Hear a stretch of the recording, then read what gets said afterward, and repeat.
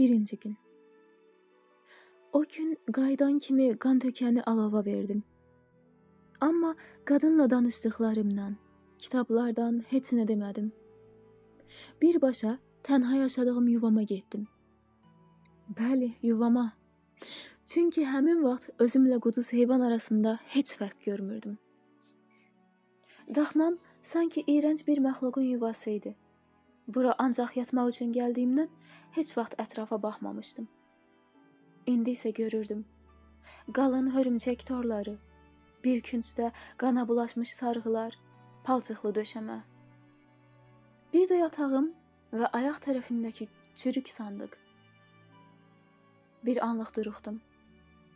Qadının evi də təxmini belə idi, amma tərtəmiz, fərəhləndirici ab-havası vardı. Ürəyim orada özümün də bilmədiyim sevinclə, rahatlıqla döyünürdü. Burada isə sanki hər tərəfdən kədər qəlbimi sıxırdı. İndiyə kimi kiçik zövq üçün çox cinayətlər işləmişdim. Amma aldığım zövqün ardınca daha çox sıxıntı, daha çox kədər gəlir. Sonra isə şad olan hər şeyə qarşı qəzəb, kin, nifrət alovlanırdı. O an düşünəndə gördüm ki, öldürdüklərimin hamısına paxıllıq etmişdim. Nələr nəsə həsəd aparmışdım. Məsələn, bugünkü qadın çox sakit idi. Ruhu sanki göylərdə uçurdu. Mən isə bataqlıqdan baxırdım. Sanki mən qoca, o cavan idi. Sanki mən xəstə, o sağlam idi. Sanki mən ağrıdıcı qəm, o ruhlandırıcı sevinc idi. Mən boğazda qalmış tikan, hər nəfəsdə boğazın qanını ciyərlərə axıdan tikan. O isə hər nəfəsdə sinəni dolduran gül ətri idi. Mən heç vaxt həqiqət, yalan, haqq, ədalət axtarmamışdım. Heç indi də qadının haqq yoxsa batil tərəf olması mənim üçün maraqlı deyildi. Amma kaş heç olmasa bir dəqiqəliyinə onun xalqsaca qovuşacağam deyəndə yaşadığı hissi keçirəydim. Bəlkə də Alov haqlı idi. Biz Tanrının əzdiyi insanlar idik və sevinc, fərəh, şadlıq, sevgi, bütün saf hisslər bizdən uzaq qaçırdı. Öz-özümə dedim. Alov haqlıdır. O an anladım ki, etiraf eləməsəm də kimin haqlı olduğu barədə düşünürəm. Axı niyə? Düşünməkdən bezdim. Mən Claudius'un əmanətini Alova verdim və hər şey bitdi. Hər nə qədər düşünmək istəməsəm də, özümə heyrət edirdim. Niyə haqlı kimdir, yaxud Alov haqlıdırmı düşündüm. Axı mən yalnız ləzzət axtarırdım və əslində Alova inanmışdım. Deməli, haqlı olduğunu fikirləşirdim. Qadınla söhbətləşəndə onun havasından sanki mənim də içim rahatlamışdı. Ceyranı parçalayıb, sonra da gözəlliyinə heyfsilənən vəhşi kimi hiss edirdim özümü. Bəli, mən onu məktubda əmr edildiyinə görə yox, qısqandığım üçün öldürmüşdüm. Birbaşa o sevinci hiss etmək varkən, niyə qırıntısı ilə rahatlaşmalıydım? Alov deyirdi ki, Tanrının qadağan etdiyi gümrahlıq. Sənin istəyin budur. Amma mən o qadını öldürəndən sonra rahatlaşmadım. Kəş onunla daha çox danışaydım. Biraz da onun havası ilə nəfəs alaydım. Alov haqlı deyildi. Bu düşüncə məni bezdirdi. Fikrimi dağıtmaq üçün cildində Kuronca yazıları olan kitabın üzünü oxumadan ilk səhifəsini açdım və ilk cümləni digər kitab vasitəsilə çıraq işığında oxumağa çalışdım. Həmin cümləni eyni ilə yazmaq istərdim. Xalq sajın et i ila xek i əqdərəm imzəm im qanığım tatıq. Xalq sajın adını çəkdim. Haqqı axtarmaq insanın fitrətindədir. Bəli, bu cümləni oxudum və kitabları örtüb yatağıma uzandım. Heç nə fikirləşmədən çirkli tavana baxdım. uzun müddət. Nə vaxt yuxuya getdiyimi bilmirəm. Necə deyərlər, gecə günün başlanğıcıdır. Mən günə "Qanığım tatıq" sözləri ilə başladım. Yuxuda qarını, onun evini, kitabları və qılıncı təkrar-təkrar qarışıq şəkildə gördüm. Oyandım. Hava hələ tam işıqlaşmamışdı. Kitabın üstündəki yazı ağlıma gəldi. Cəld işə girişdim. Fat Ulomnos, Dak Gus Pisnis, A Claudius Om Ane Mad-ı. Müjdələnmiş, tək göz yanmışa Claudius'un əmanəti. Başımdan qaynar su tökülmüş kimi oldum. Deməli, əmanət qılınc yox, kitablar imiş, düşündüm.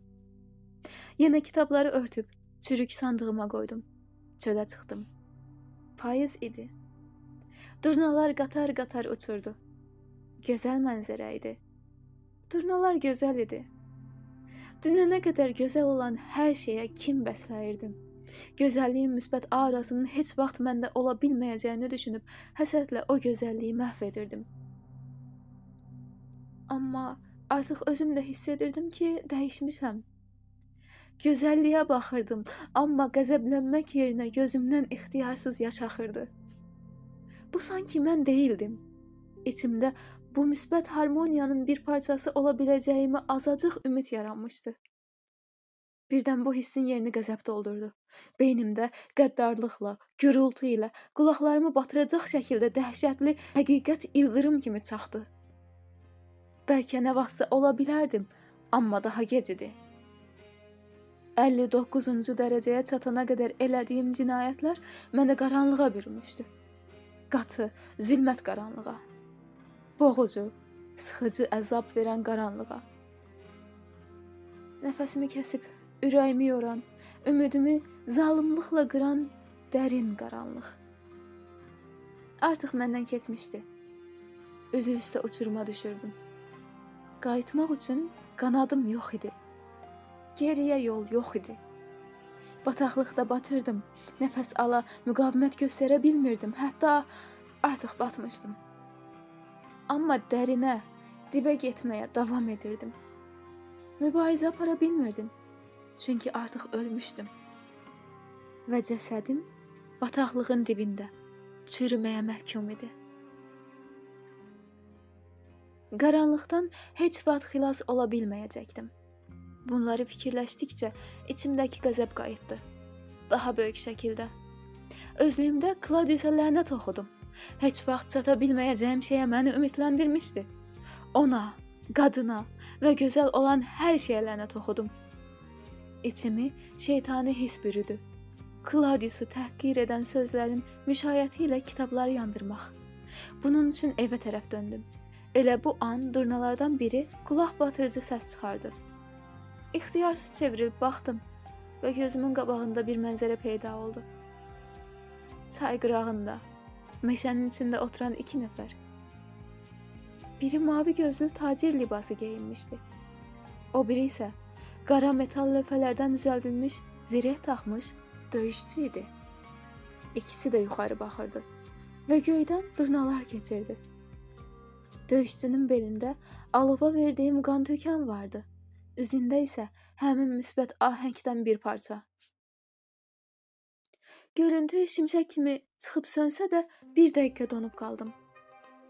Durnalar gözdən itənə qədər.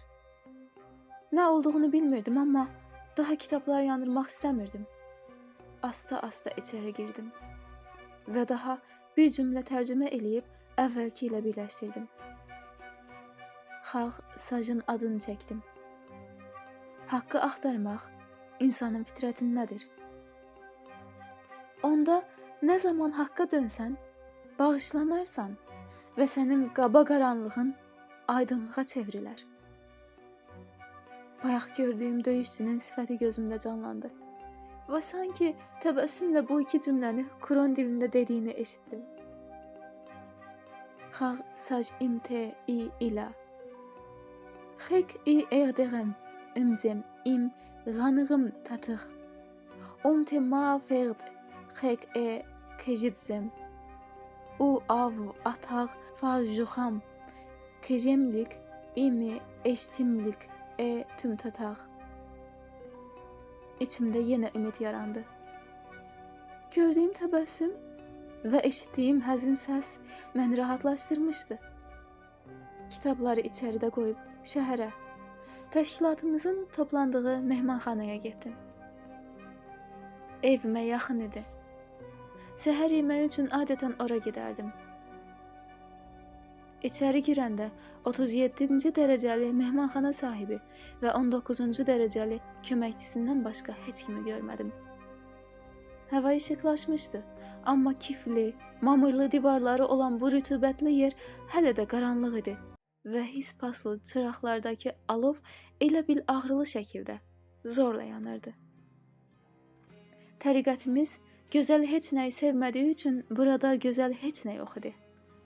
Mehmanxananın adı Meh Tegiler idi. Heç vaxt bu ad barədə düşünməmişdim. Eybəcər 37 dərəcəli mehmanxana sahibi şeytani təbəssüm və nəzakətlə dedi. Xoş gəlmisiniz, cənab Kross. Meh Tegiler nə deməkdir? O ağzını əyib çiyinlərini çəkdi. Alov 80-ci dərəcədə olanda adını belə qoymağımı tapşırmışdı. Hansı dildədir, nə deməkdir soruşmadım, o da demədi. Sönməz yana masanın arxasına keçdim. Bu masa mənim idi. Həmişə mən otururdum. Arxam pəncərəyə tərəf. Beləcə gözəl heç nə görmürdüm. Qabağımdakı qara uçuq divardan asılmış 3 portretə baxırdım. 37-ci dərəcəli çölə çıxdı. 39-cu dərəcəli isə birazdan gəlməli olan üzvləri üçün yemək hazırlayırdı. Gümrahlar. Özümüzü belə adlandırırdıq. Amma indi mənə elə gəlirdi ki, pisnislər, yəni yanmışlar daha uyğun gəlirdi. Punedəkilərin əksəriyyəti çox tanrılı olsa da, biz Tanrının yeganə olduğunu bilir və o bizi əzdiyinə görə biz də gözəlliyi əzirdik. Divardakı birinci tabloda cızma qara, dumanlı nəsə çəkilmişdi və üstünə iri hərflərlə Tanrı yazılmışdı. İkinci portretdə əl çəkilmişdi. Şəhadət barmağını odun içindən şəklə baxan insana uzatmış əl. Üçüncüdə isə qanlı döyüş çəkici. Qısası üçünü birləşdirib sözlə ifadə eləsək, Tanrı səni əzir yazılmışdı.